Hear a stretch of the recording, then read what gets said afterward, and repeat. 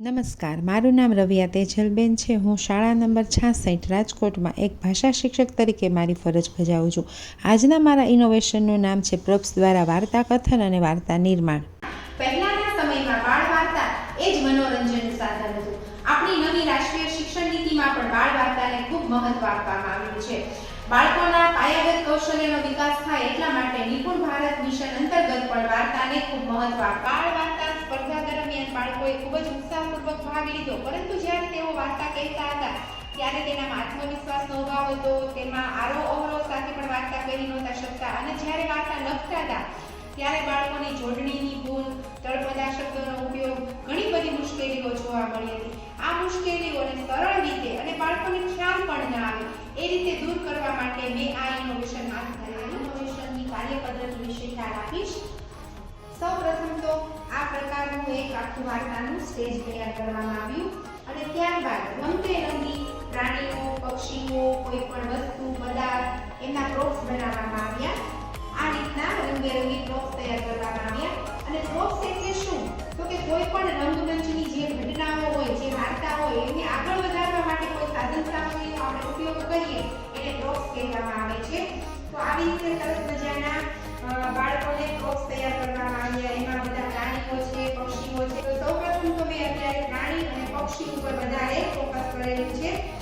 અહીં તમે જોઈ શકો છો કે ડુંગર છે, અહીં સસલું છે. આ રીતે સરસ મજાના પ્રોપ્સ તૈયાર કરવામાં આવ્યા.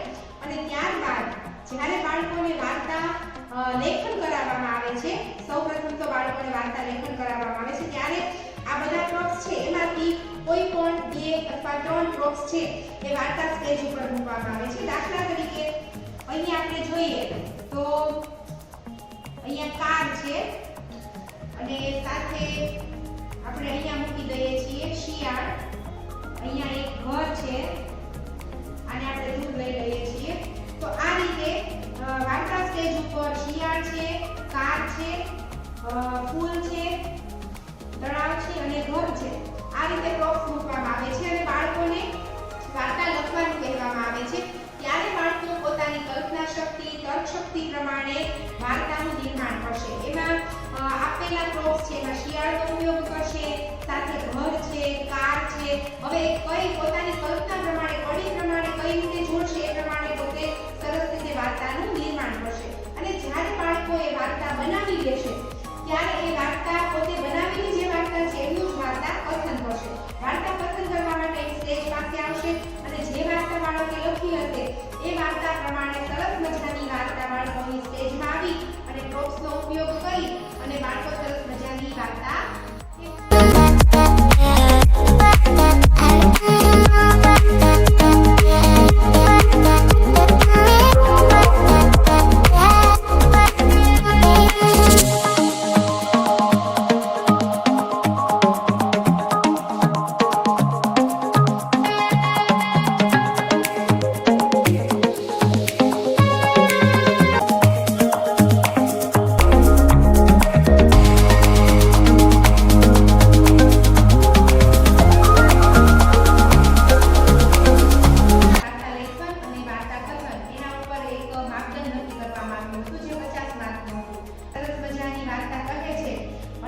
લખે છે.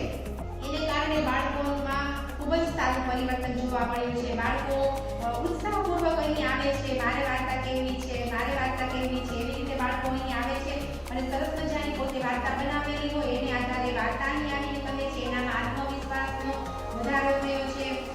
બાળકો આરોહ સાથે વાર્તા સરસ રીતે કહી શકે છે. બાળકોની જોડણીની ભૂલો છે એમાં પણ ઘણો ફેર પડ્યો છે. તો આ રીતે પ્રોપ્સ દ્વારા જ્યારે વાર્તા કથન કરવામાં આવે છે અને વાર્તા લેખન કરવામાં આવે છે ત્યારે બાળકોને રમતા રમતા ખૂબ સારી રીતે વાર્તા કહેતા શીખી ગયા છે અને બાળકો